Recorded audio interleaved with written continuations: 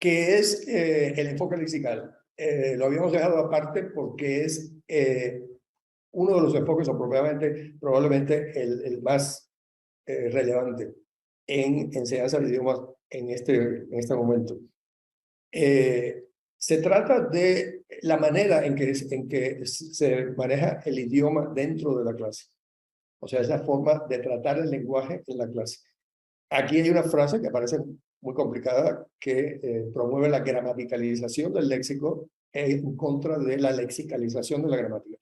Lo que significa es que la parte lexical, el área lexical del idioma se enfatiza por encima del área estructural. O sea, el subsistema de la lengua léxico-semántico, es decir, el vocabulario, las relaciones entre palabras, las frases funcionales, se enfatizan mucho en el enfoque lexical y no tanto el área semántica, el área sintáctica. O sea, las estructuras del idioma se analizan con menos intensidad, vamos a decir, y se le da especial importancia a la parte lexical. Uno de los principales autores del enfoque lexical dice, Scott Thornberry, grandes palabras, pequeña gramática. Dice pequeña gramática, no dice ninguna gramática. Después vamos a ver qué papel juega la gramática. Y otro de los grandes autores, Michael Lewis, dice que el léxico es la base del lenguaje. Aquí se enfatiza mucho frases funcionales, lo que le llamamos chunks, o sea que son o frases funcionales o pedazos de frases, partes de frases, que incluso contienen estructuras gramaticales, pero que no se presentan ni se practican como estructuras, sino como frases. O sea, frases funcionales para abrir una junta de negocios, para expresar ventajas y desventajas, para discrepar en algo, para persuadir, para pedir una información. O sea, son frases y pedazos de frases. Y también mucho la asociación de palabras. O sea, la palabra que generalmente lo que se llama collocation, que es la asociación de palabras que generalmente van juntas y que se diferencian mucho de cómo funciona, por ejemplo, en el español. De manera que todo esto se enfatiza. Los libros que se utilizan en este momento, y por supuesto el recurso principal que nosotros utilizamos, tiene en todas las unidades, se ve todos estos principios metodológicos aparecen muy presentes.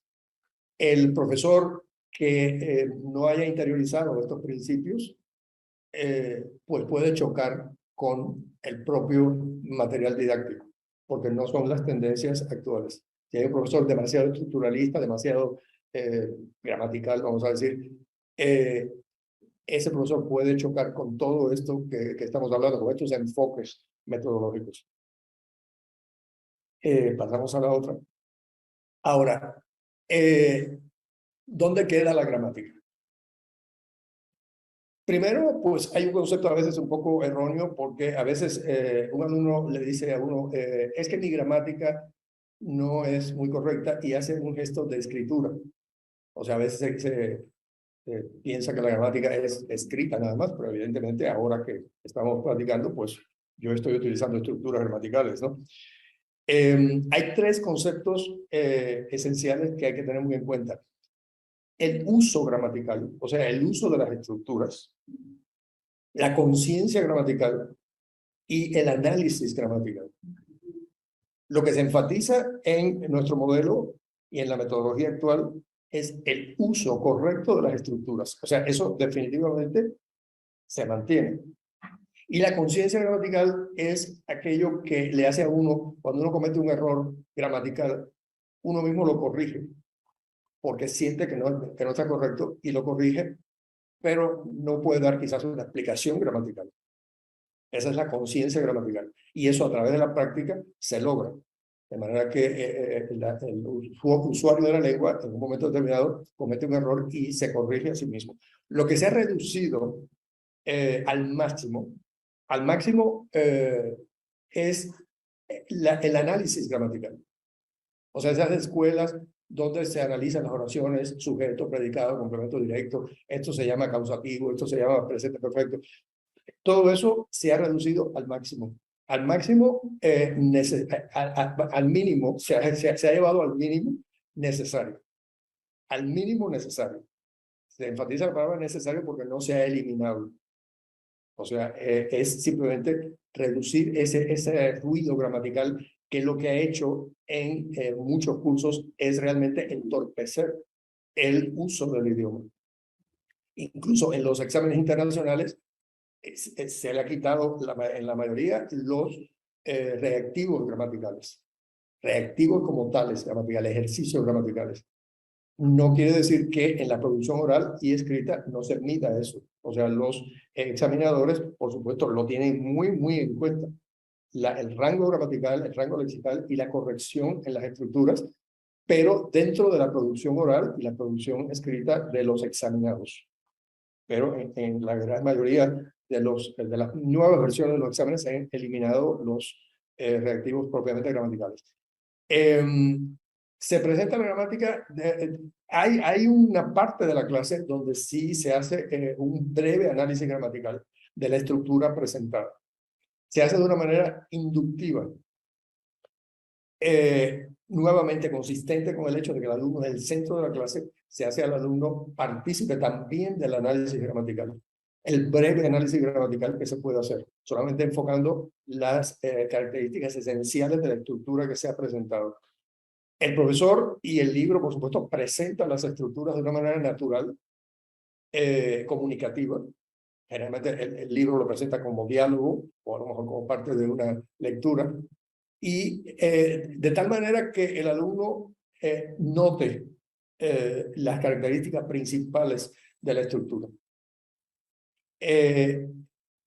Tiene que haber, por supuesto, ejemplos, oraciones donde representativamente se vea el uso de la estructura. Después, cuando llega el momento del análisis gramatical, esa parte de la clase, sí, el profesor le pregunta al alumno. También en los libros aparecen preguntas. O sea, no es el enfoque donde el profesor empieza a hacer una explicación. Si el profesor da una conferencia acerca de la estructura, pues muchos alumnos a lo mejor no le están prestando atención, están pensando en otra cosa. Sin embargo, si uno los hace partícipes, el alumno lo va interiorizando. Esta parte de la clase es muy importante. O sea, se le preguntan al alumno cosas, por supuesto, con un vocabulario muy sencillo. Estas oraciones, ¿qué expresan? Pasado, presente, futuro. ¿Cuál es la función de estas oraciones? Comparar.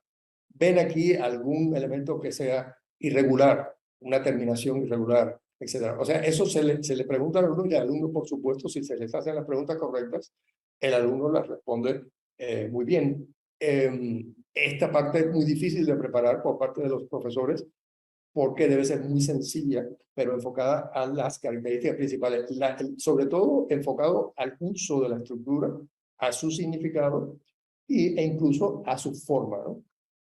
El alumno llega a esas conclusiones. Es muy crucial esta parte porque ahí es donde el alumno va a mostrar su comprensión de esa estructura que se acaba de presentar. Y eso después va a facilitar mucho el resto del proceso de aprendizaje. Se incluye, cuando es necesario, el análisis contrastivo. El análisis contrastivo es comparación entre dos idiomas. En este caso, el español y el inglés. Hay estructuras que funcionan muy diferentes en español y en inglés.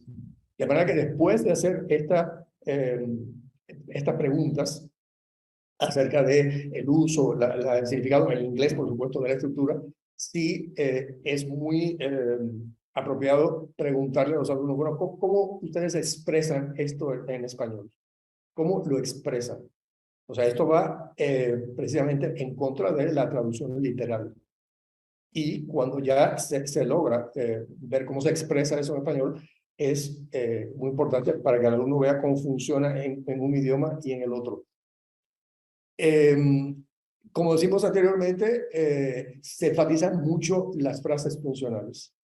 O sea, frases funcionales que, como decimos, incluyen estructuras gramaticales, pero que no se presentan ni se practican como estructuras, sino como frases, para utilizarlas en un número determinado de situaciones de la vida. Ahora, igualmente, el conocimiento del maestro acerca del sistema del idioma, de la gramática del idioma, es esencial.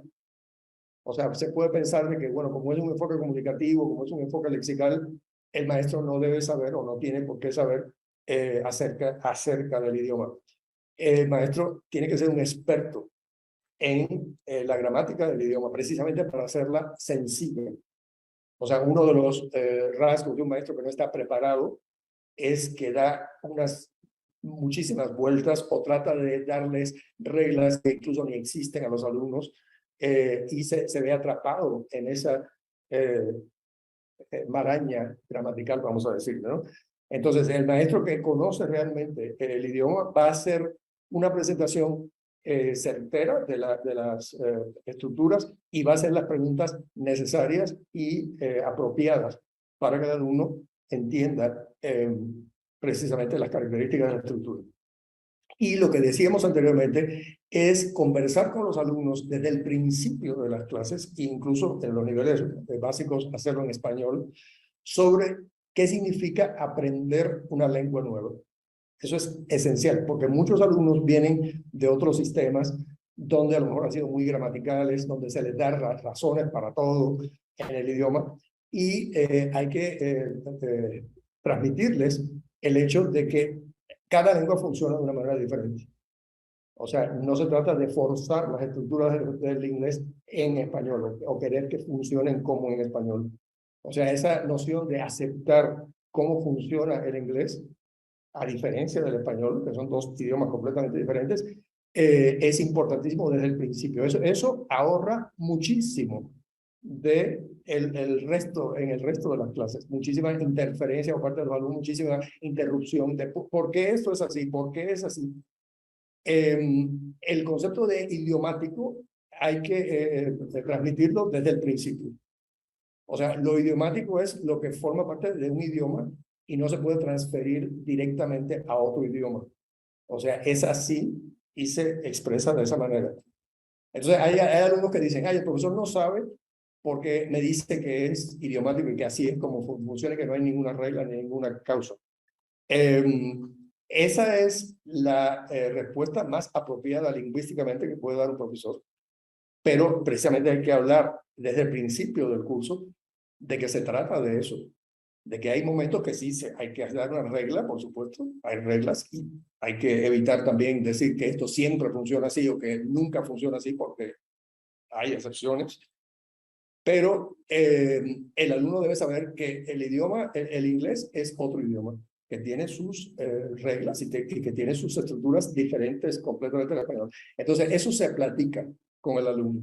Es muy, muy importante que el alumno tenga esa noción de lo que es idiomático y de que tiene que aceptar cómo funciona el idioma. Vamos a la otra.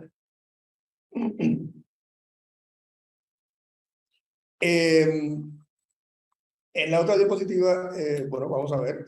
Sí, perfecto. Las etapas en el proceso de aprendizaje. Estas etapas se dan para cada persona que aprende, para cada aprendiz y para cada elemento que se aprende, ya sea una estructura, vocabulario, frase funcional, independientemente de que se aprenda en una clase o fuera de la clase, o con un maestro o sin un maestro. O sea, las etapas se dan naturalmente, se tienen que dar. Y por supuesto, el rol del maestro es saber en qué etapa están sus alumnos, o inclusive dentro de una misma clase hay alumnos que están en una etapa y otros que todavía están en otra. Lo primero es el reconocimiento. O sea, el profesor presenta un contenido, o el libro presenta un contenido, y después, y el alumno está prestando atención, tratando de entender. Cuando hay preguntas o ejercicios de reconocimiento, ahí uno ve si el alumno ha comprendido o no. La única pregunta que no se debe hacer es, ¿do you understand? O sea, ustedes comprenden. porque bueno, esa no muestra precisamente el reconocimiento.